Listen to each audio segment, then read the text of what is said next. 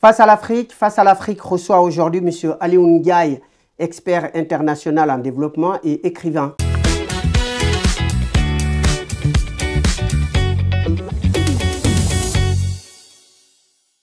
Mesdames, Messieurs, bonjour. Vous êtes sur Afrique 1 dans l'émission Face à l'Afrique. Nous recevons aujourd'hui donc M.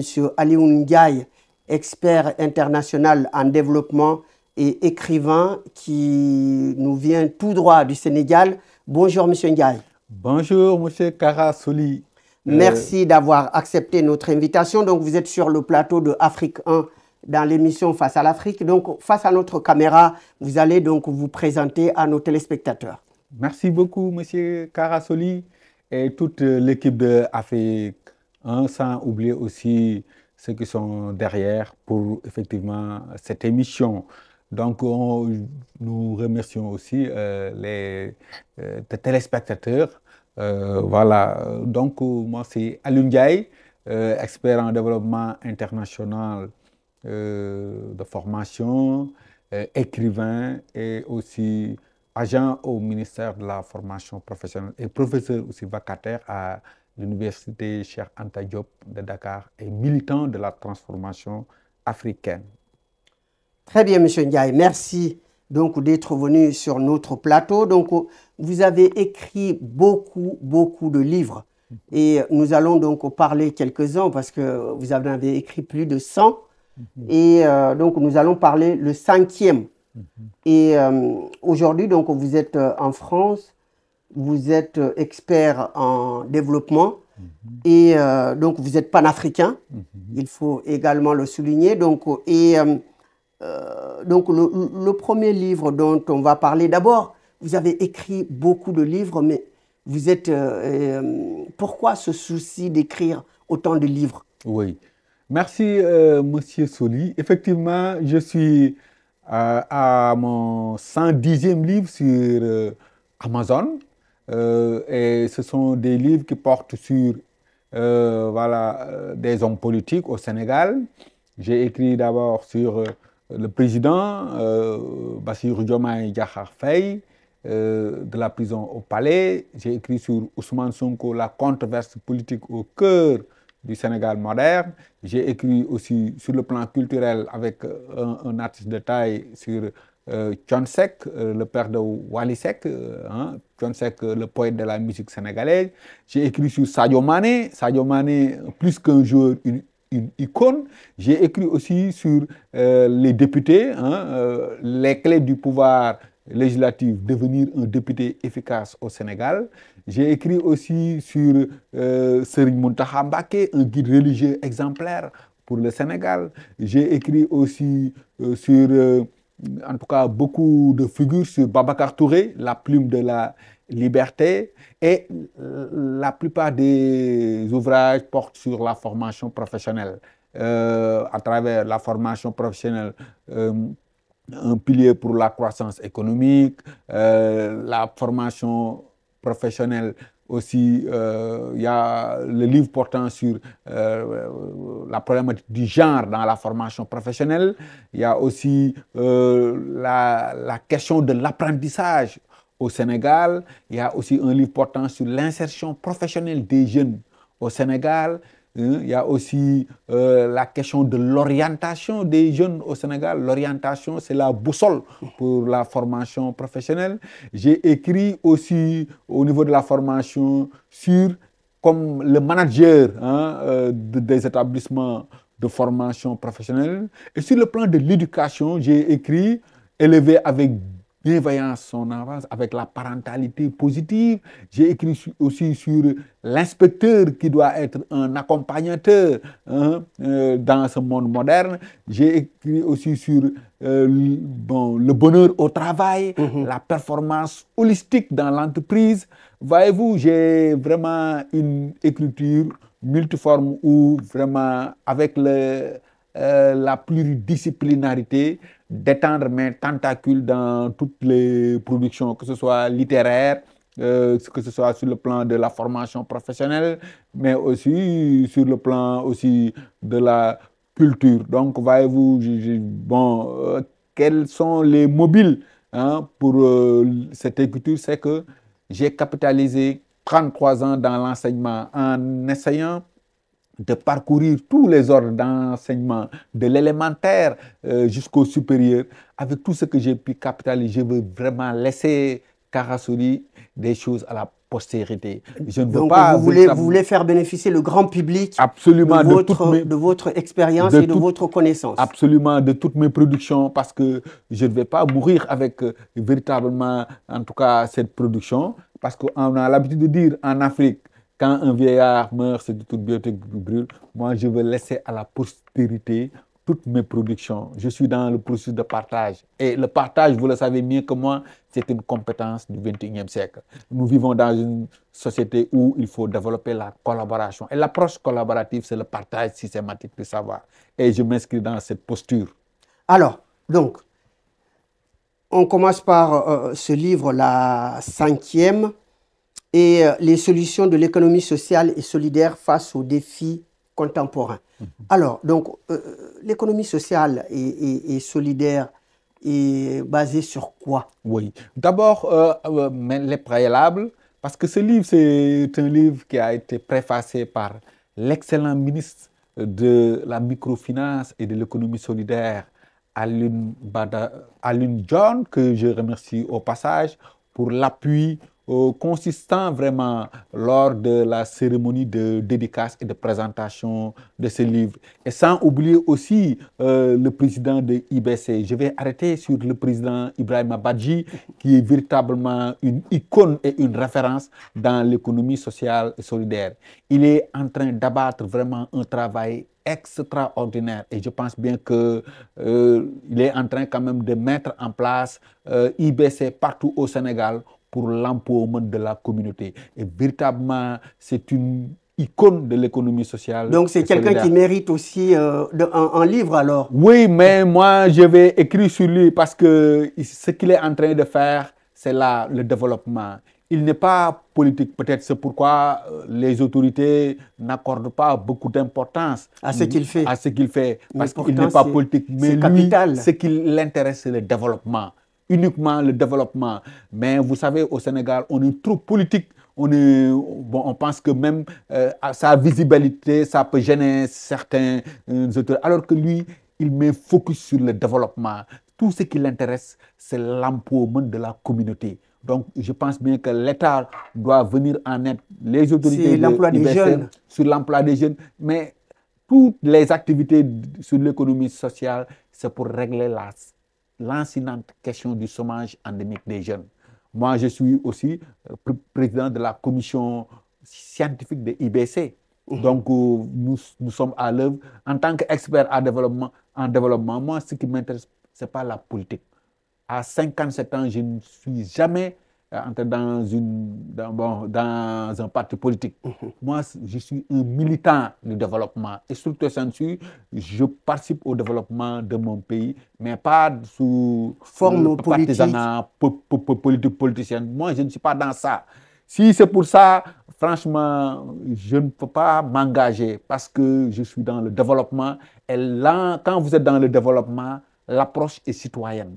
Donc vous avez ça en commun avec M. Badji, alors? Et on partage ces mêmes convictions. C'est pourquoi vraiment on est en train de mettre en place beaucoup de stratégies pour que IBC puisse émerger au Sénégal pour l'empowerment de la communauté. Parce que nous, notre référent, c'est d'abord Amartya Sen avec sa théorie de la capacité et aussi avec Nosbon sur la théorie des capacités. Donc, dans le développement, nous voulons qu'effectivement les populations puissent être capables de se vêtir, de vivre décemment, d'avoir un emploi décent, de se vêtir. Et c'est dans cette perspective que vraiment nous œuvrons en dehors des préoccupations politiques et politiciennes.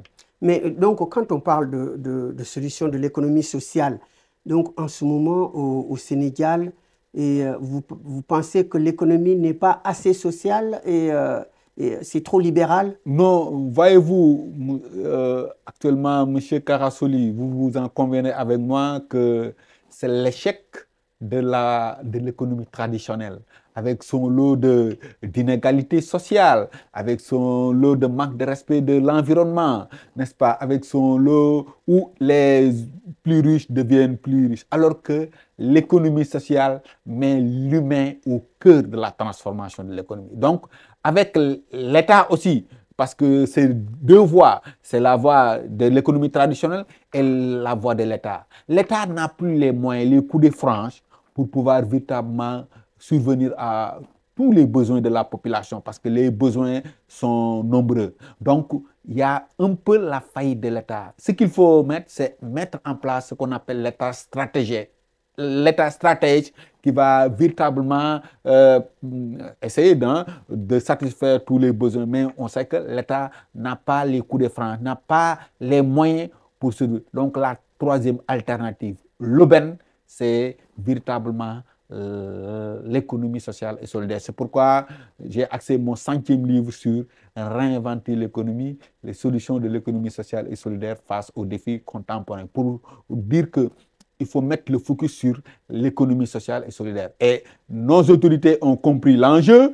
Le Premier ministre a lancé au niveau de Kumpentum les 1000 coopératives solidaires en 2025 avec l'appui du ministre Aline John qui est en train de faire un travail de titan. Donc c'est pour mettre en avant des coopératives productives solidaires où l'humain est au cœur à travers des principes sacro-saint, c'est-à-dire la solidarité à travers effectivement la gouvernance participative, n'est-ce pas, à travers le respect aussi de l'environnement, la transition écologique, n'est-ce pas. Donc, développer vraiment une économie plus humaine, une économie plus ouverte aux enjeux, n'est-ce pas, et les défis contemporains. Donc, vous en conviendrez avec moi, M. Soli, que l'économie sociale, qui n'épargne aucun secteur, doit être véritablement le point d'ancrage qui va permettre la transformation du Sénégal et de l'Afrique. Donc, il faudrait un changement de paradigme. Et ce changement de paradigme, voilà, c'est l'économie sociale et solidaire. Et j'avoue que le Sénégal incarne le lead au niveau de l'économie sociale parce que c'est le premier pays qui a un ministère de l'économie sociale et solidaire. C'est le ministère de la microfinance et de l'économie solidaire. Et là, il faudra saluer vraiment le leadership du Sénégal sur le plan africain. Et aussi, voilà, il y a des structures sur le plan juridique. On est en train de mettre en place avec la loi 2022 portant sur la loi d'orientation, même aussi, voilà, en 2023 aussi, il y a des décrets d'application, n'est-ce pas? Donc, tous les instruments juridiques sont là avec les acteurs de l'économie sociale et solidaire, que ce soit les coopératives, les associations, les fondations, les entreprises sociales et aussi au niveau de la RSE. Voyez-vous, tout est déjà défini. Il reste simplement à étendre nos tentacules à travers des coopératives productives, solidaires pour mettre notre pays sur la rampe de l'émergence et du développement. Oui, vous êtes aussi panafricain, donc à votre avis, pour que l'Afrique se développe, pour que nos pays se développent, on doit commencer par quoi? L'agriculture, l'éducation, l'éducation, formation ou la santé. On doit commencer par quoi déjà et mettre le paquet pour que nous puissions prendre le chemin du développement? Merci, merci vraiment. Je suis à cœur de répondre votre question, qui est vraiment une question très pertinente dans la mesure où ça m'enchante dans cette volonté de transformation de l'Afrique. Voyez-vous, l'Afrique, c'est le continent du bonheur. L'heure de l'Afrique a sonné. Et je pense bien qu'on doit mettre les bouchées doubles pour la transformation de l'Afrique. Mais il faut mettre le focus, le curseur, pour moi, sur 3 dimensions, où on doit mettre le curseur sur le capital humain. C'est extrêmement important. Moi, j'ai fait tout mon séjour académique en Corée du Sud et au Japon. Donc, il faut mettre le curseur sur la l'agriculture sur la souveraineté agricole, parce que c'est important d'avoir cette souveraineté alimentaire. Et c'est ça qui va nous permettre effectivement de ne pas vendanger nos acquis sur le plan agricole. On a tout ce qu'il faut. On a le soleil pour développer l'énergie solaire. On a des terres arables, cultivables. Donc, je pense bien qu'il faut miser sur l'agriculture, sur le secteur primaire. Et après, transformer tout ce qu'on va produire donc, à travers l'agriculture, développer l'industrie. Et là, je pense bien, vous avez oublié l'apport de la diaspora. Et je pense bien qu'on va revenir là-dessus. Oui, on va revenir là-dessus. Pour montrer qu'effectivement, oui, avec toute l'expertise de la diaspora, on peut mettre sur orbite, effectivement, nos pays. Et je pense bien que aussi, il faudra mettre le focus sur aussi l'éducation et la formation professionnelle. L'éducation est un pilier essentiel, mais aussi sur la santé. Vous savez, avec la révolution technologique, l'éducation et la santé, on peut véritablement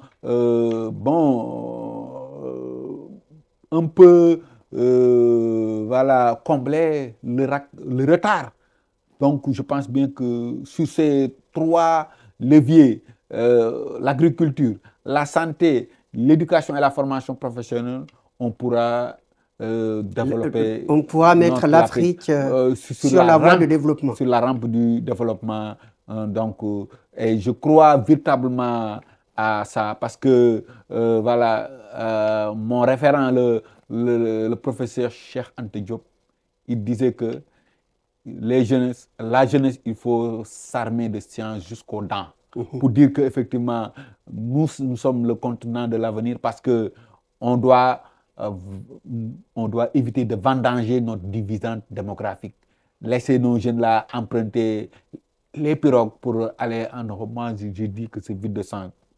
Il faut former cette jeunesse. Il faut qu'elle soit sur place. Il faut que cette jeunesse-là, les États puissent mettre en place des stratégies, des dispositifs d'accompagnement, parce que la jeunesse est l'avenir de nos pays. Donc, il faut éviter effectivement de vendanger ces dividendes démographiques que nous avons eu pour la jeunesse. Vous avez écrit également un livre sur la formation professionnelle, un pilier pour la croissance économique. Oui. Donc aujourd'hui, avec cette jeunesse, donc est-ce que ce n'est pas tout le système de l'enseignement au Sénégal qu'il faut mettre à plat? Oui, absolument. Je suis parfaitement d'accord avec vous.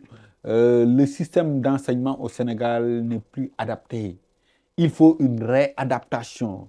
Il faut une réforme des curricula pour que, effectivement, ces curricula puissent être endogénisés selon nos propres réalités culturelles. Et c'est ça qui va promouvoir, effectivement, ce développement endogène. Parce qu'il faut la décolonisation des mentalités. Il faut ce qu'on appelle un changement de mindset. Et ce changement de mindset pour la transformation ne peut passer que par l'éducation et la formation, M. Karasoly. Et je pense bien qu'on a compris l'enjeu. C'est pourquoi on doit miser sur voilà, la formation professionnelle. Parce qu'avant, on avait privilégié les littéraires, c'est-à-dire donc la formation littéraire qui amène le jeune beaucoup plus loin dans les études. Je crois que donc maintenant,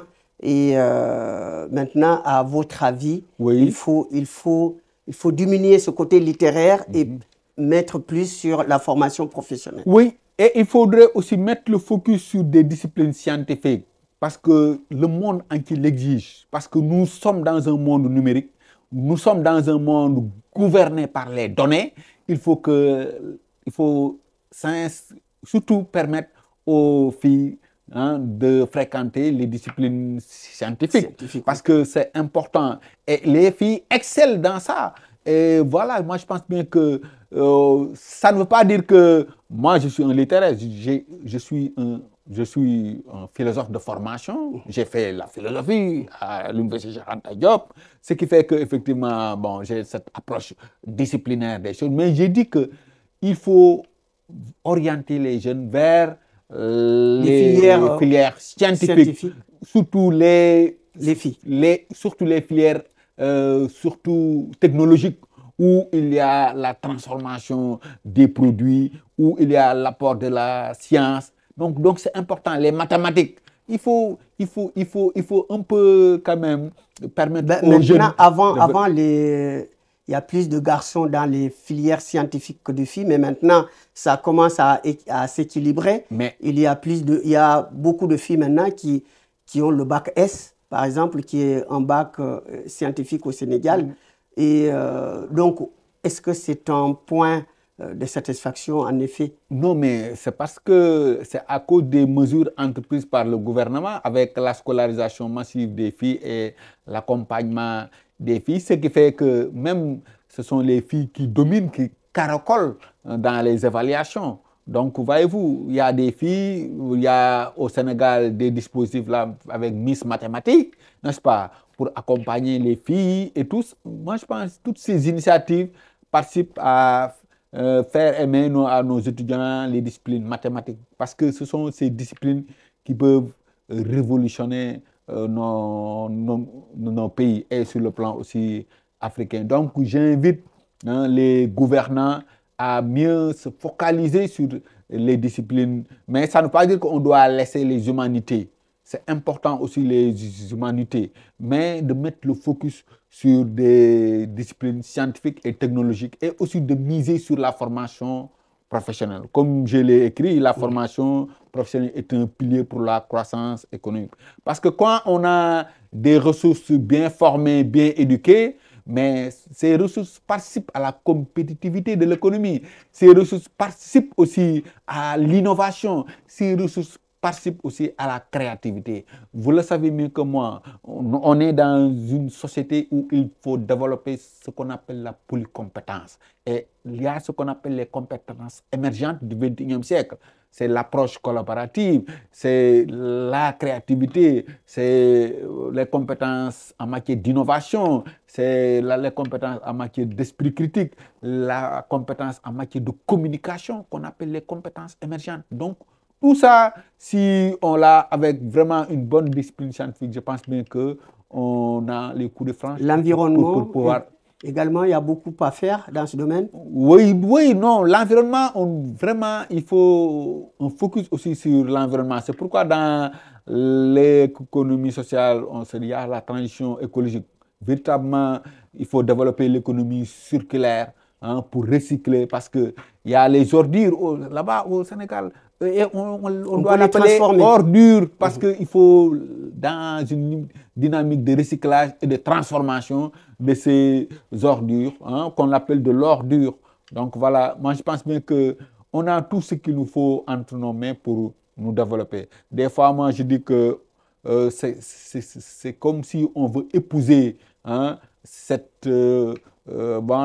l'idée de Axel Kakabou qui dit que l'Afrique refuse le développement. Et je pense bien qu'on a une race de leaders décomplexés et qui, s'ils se réveillent, on dit à la lumière de Winston Churchill qui disait que si la Chine se réveille, le monde tremblera. Moi, je dis que si l'Afrique se réveille, le monde tremblera, parce qu'effectivement, on a tout ce qu'il nous faut pour être riche. On a des ressources. Regarde bien l'exemple du Sénégal. Nous avons toutes les ressources. Toutes les ressources humaines. Donc, ce qui nous reste, c'est d'avoir vraiment des dirigeants. De la compétence et des dirigeants qui ont un état stratège. Et qui sont visionnaires. Très visionnaires. Et je pense bien que je salue aussi actuellement nos dirigeants qui essayent quand même d'adopter cette posture républicaine, d'adopter vraiment cette posture patriotique, d'avoir aussi cette posture qui essaie de rendre compte au peuple, parce que c'est le peuple qui a le dernier mot. Donc, c'est important. Donc, vous voulez parler de Diomaye et de Ousmane Sonko. Diomaye Sonko, et je salue effectivement la stratégie du co-management. Donc, voyez-vous, auparavant, on avait vraiment un président qui avait tous les pouvoirs et qui décidait seul, mais avec le contexte actuel, il y a ce qu'on appelle le co-management. Le président et le conseil sont en concertation pour essayer de régler tous les problèmes des Sénégalais. Et je magnifie effectivement ce co-management que j'ai toujours théorisé dans les plateaux au Sénégal.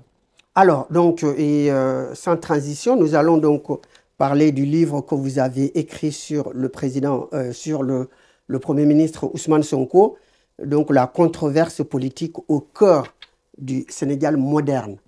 Donc, à quoi consiste ce livre? Oui, j'ai voulu magnifier le travail exemplaire et le parcours exemplaire du président du PASTEF, Ousmane Sonko, qui est devenu Premier ministre. Je pense bien que je ne vais pas revenir et épiloguer sur effectivement tout le processus qui s'est passé et qui lui a valu véritablement l'accession à la magistrature suprême, mais sous le sceau du président actuel. Mais on a vu que c'est par l'aura de Ousmane Sonko. Mais moi, je dis que Ousmane Sonko, actuellement, il est en train, avec le président, de mettre le pays sur les rails du développement. Pourquoi je le dis?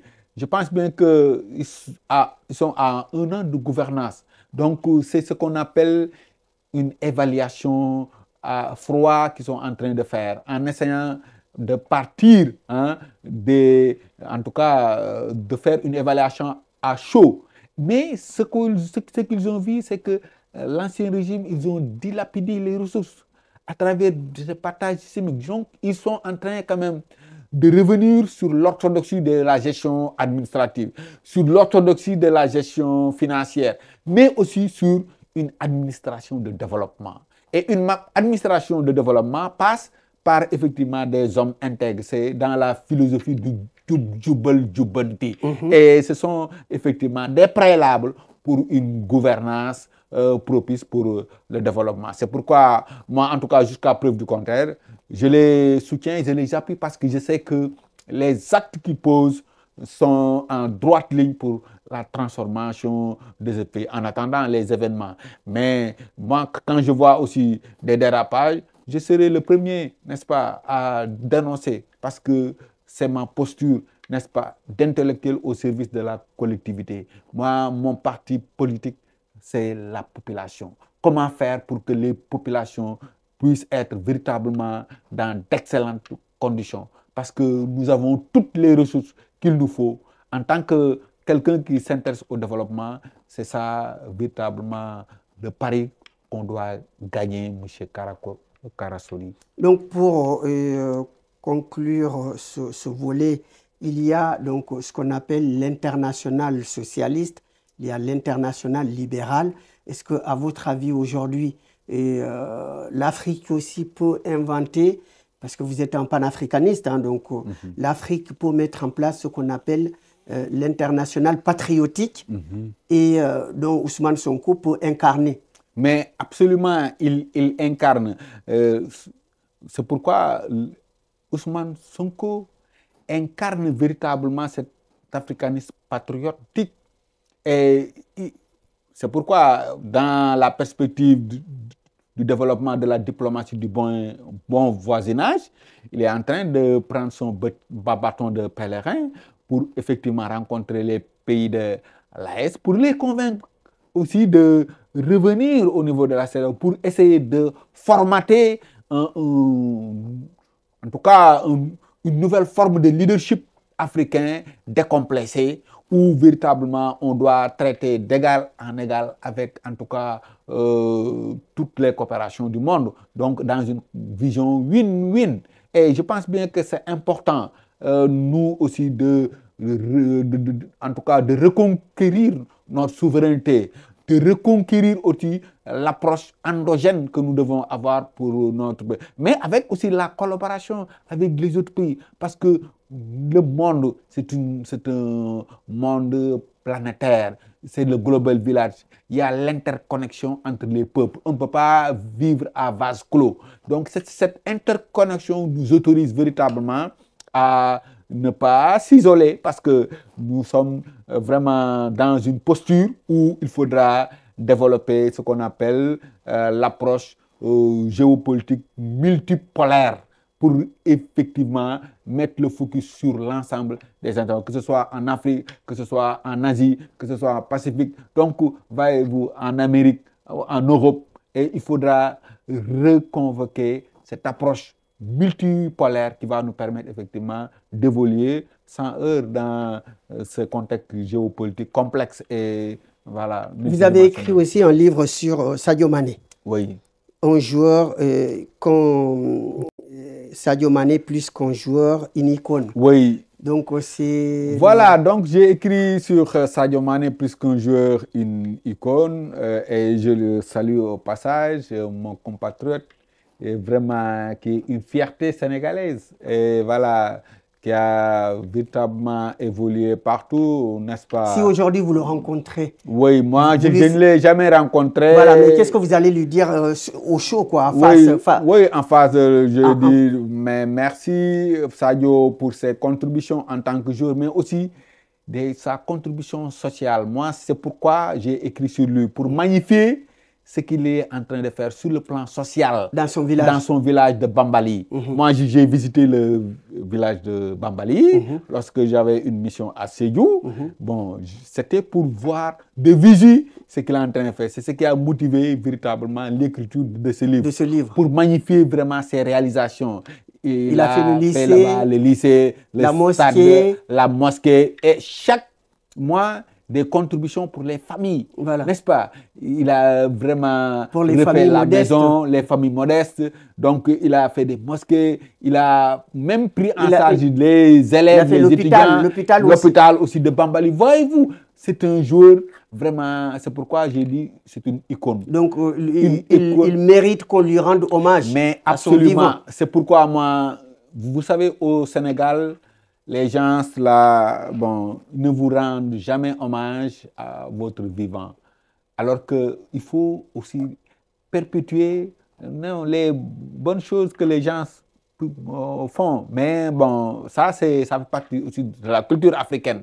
Ils attendent votre mort pour dire pour vous rendre hommage, pour maintenant parler de votre de tout ce que tu as fait comme bien. Voilà, alors que c'est de son vivant vraiment qu'on doit mettre en avant, qu'on doit lui rendre hommage. Voilà. Un digne fils du Sénégal. Un digne fils du Sénégal qui a beaucoup contribué au rayonnement diplomatique du Sénégal. C'est un véritable ambassadeur. Donc moi, franchement, et puis, si on remonte à ses origines, n'est-ce pas, avec tout le parcours, on voit que véritablement c'est un exemple patent pour la jeunesse sénégalaise, pour son parcours, un parcours de résilience, n'est-ce pas, un parcours d'abnégation, hein? Un parcours effectivement de sérieux dans ce qu'il fait, un parcours où il a mis focus sur vraiment ce qu'il veut. Donc Sadio Mané, c'est un modèle pour la jeunesse sénégalaise et africaine. D'accord. Alors, donc parlons aussi de le forum Link Sunugal avec Ibrahima Badji. Et donc, vous avez fait un forum, c'est le samedi dernier, hein, c'est ça? Oui, c'était hier. C'était hier, voilà. C'était hier. Donc, le forum organisé par Ibrahima Badji, aussi, qui est le président de IBC, avec aussi le vice-président Narcisse et le secrétaire général Salif Koli, et tous les autres membres de IBC France, que je salue au passage, pour véritablement la réussite de l'organisation. Vraiment, l'organisation vraiment a réussi et je pense bien que voilà, l'équipe mérite un encouragement et des félicitations, un standing ovation pour vraiment cette équipe qui a marqué véritablement des points. Mais je vais un peu me focaliser sur la personne de Ibrahima Badji, qui est visionnaire. C'est quelqu'un véritablement qui a tout fait pour que les collectivités territoriales sénégalaises, à travers la mairie de Pikine Ouest, représentée par Madame la maire Astou Gueye, l'infatigable, l'ambitieuse, et aussi le maire de Wadjour, Mamadou Ngom. Il y a aussi le maire de Keur Socé. Voilà, il y a aussi la commune de Mbour, la commune de Mbour avec M. Cissé et le secteur municipal que je salue au passage. Donc, et aussi, voilà, d'autres bon, d'autres investisseurs avec France Private University. Hein. Il y a aussi d'autres investisseurs qui sont spécialisés dans le médical avec voilà, bon, Emmanuel. Il y a aussi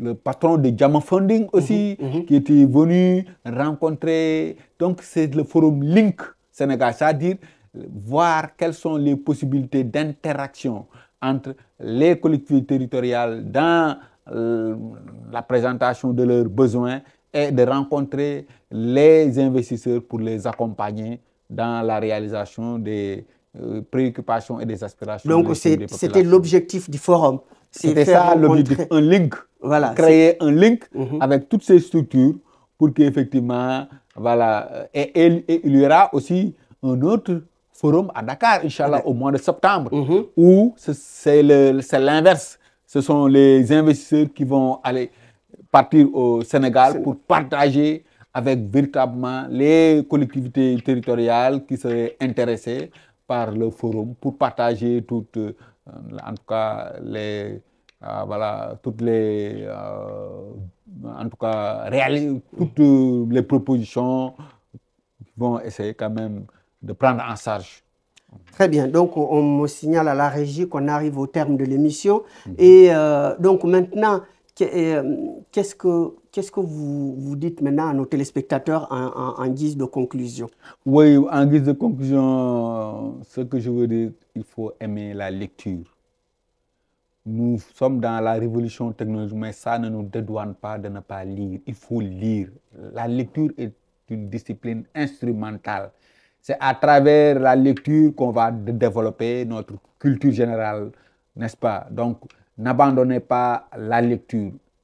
Elle est extrêmement importante. Donc, je ne vais pas terminer sans faire un coucou à ma famille, à Keur Massar, Dakar, à ma femme, Mame Diarra Sow, et mes enfants, surtout ma fille aînée, Ndeye Dior Ndiaye, et vraiment sa sœur, Maguette Atta Ndiaye, Mohamed et Ndeye Caroline Ndiaye. Merci beaucoup. Et je salue les téléspectateurs de Africains. Est-ce que dans la famille, il y a aussi quelqu'un qui, parmi vos enfants que vous venez de citer, quelqu'un qui va reprendre le flambeau et écrire encore comme vous? Oui, bon, mais j'ai ma fille aînée, elle est ingénieure en voilà, océanographie et météorologie. Après l'autre, elle fait deuxième année économie. Peut-être elle, je l'ai transmis la flamme de l'entrepreneuriat. Elle fait économie. Vraiment, elle, c'est vraiment mon assistante.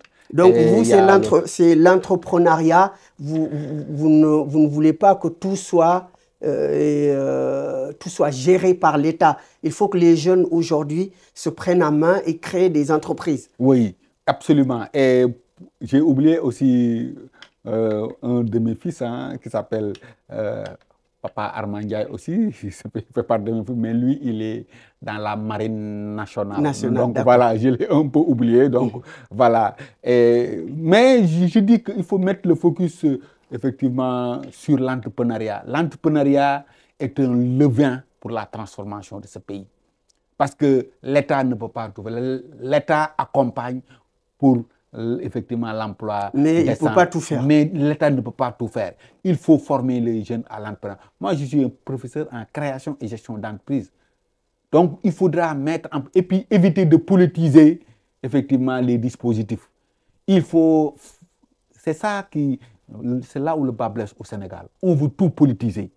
Donc, il faudrait véritablement rompre avec ce cycle vicieux pour aller vers un cycle vertueux de l'entrepreneuriat pour tous, pour permettre effectivement à notre pays de s'inscrire sur la rampe de l'émergence et de la transformation. M. Kara Soli. Très bien, merci. Une belle conclusion donc de M. Alioune Ndiaye, écrivain, mais également expert international en développement, donc que nous avons reçu sur ce plateau. Donc on a parlé de l'économie en long et en large, et également donc de certains de ses livres. On n'a pas pu parler de tous vos livres, mais On en a parlé quelques-uns, donc sur la transformation professionnelle, sur Ousmane Sonko, sur Sadio Mané, sur Babacar Touré. Et donc, on a parlé également donc, du forum Link que vous avez hier assisté. Et je remercie donc nos téléspectateurs d'avoir suivi cette émission. Je vous souhaite une excellente soirée. Je remercie la régie, donc M. Faisal Sidiki, et également le PDG de la chaîne, M. Hamza Taj. Et je donne rendez-vous à nos téléspectateurs à très bientôt sur Afrique 1 dans l'émission Face à l'Afrique.